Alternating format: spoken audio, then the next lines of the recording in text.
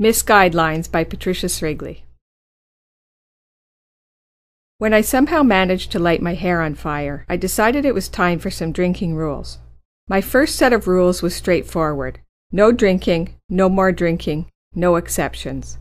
That mandate lasted 6 hours before I was forced to revise it. I kept the second set of rules equally simple. No drinking before 6 p.m. and only 1 drink per hour to a maximum of 2 drinks. Simple but stupid. That set of rules was tossed out as fast as the first.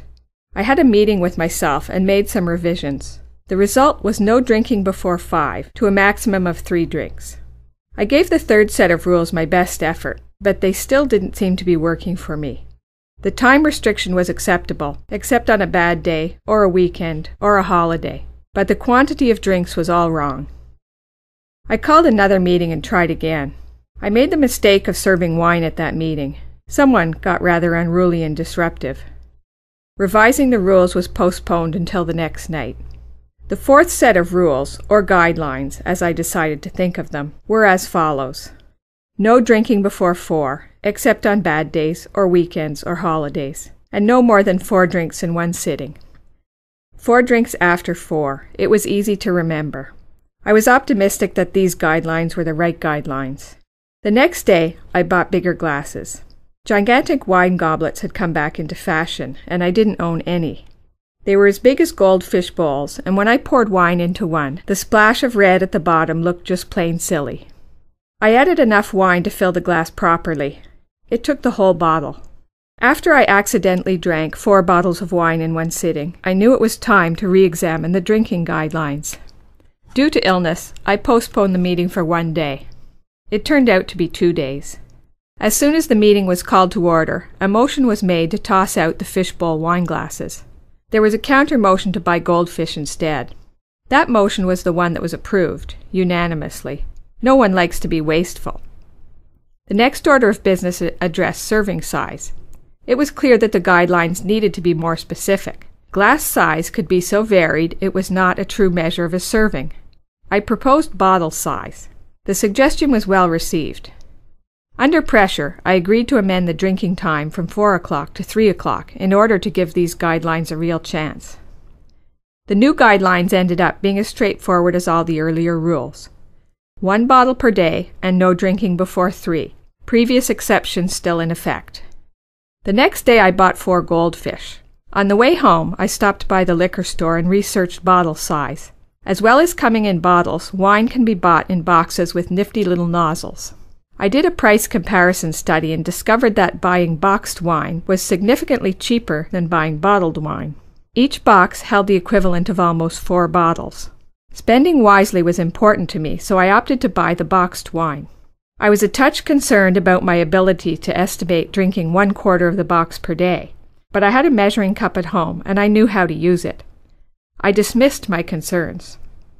The 4 goldfish swimming in the 4 wine goblets livened up the kitchen in the nicest way. The fish were bright and shiny. One had a couple of black spots. Another had a white patch on its tail. One was smaller than the rest, and the last was unremarkable in any way. I named them Spot, Fungus, Tiny Tim, and Bob.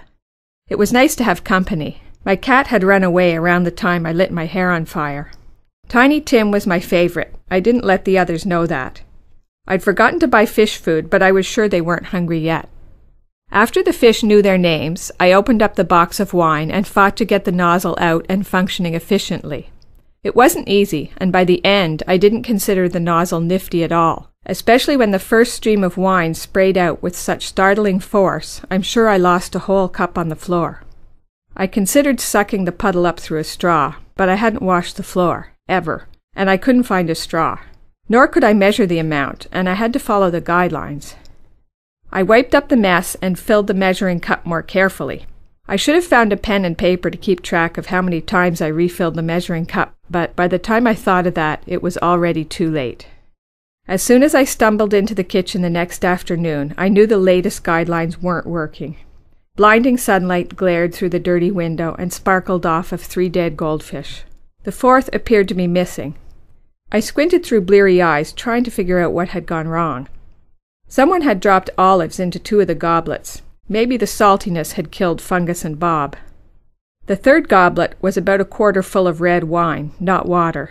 A fish was floating belly up. It was Spot. "I hope you died happy," I said. It looked like he had. I picked up the empty fourth goblet and sniffed. It smelled like wine. There was red residue in the bottom. And Tiny Tim? I had my suspicions and rubbed my stomach, feeling queasy and monstrous and guilty all at the same time. I tried to remember anything about the previous night. I couldn't. I searched for clues to help me regain my memory. My feet stuck to the floor when I approached the box of wine. I picked it up and shook. It was almost weightless, nothing but dregs swished around inside. It was time for another meeting. 3 dead fish joined me. I sat at the grimy table and lined up the 3 goblets so I was eye to dead eye with the fish. "I suppose you think I have a drinking problem," I said to them. They didn't disagree. "I'm working on it, you know. I just need better guidelines." I thought about how to make the guidelines better and absently took a sip of Spot's wine. The fact that I had broken the previous guidelines was mentioned. I ignored the interruption. I was having a revelation. "I don't think it's the glass size or the bottle size that's the problem," I said slowly. "I think it's the type of alcohol. Beer bottles are easier to count than glasses of wine, and beer has less alcohol. A 6-pack a day, nothing could be easier to count. Maybe a 12-pack on bad days and weekends and holidays." The new guidelines were approved, unanimously. Dead fish didn't get a vote.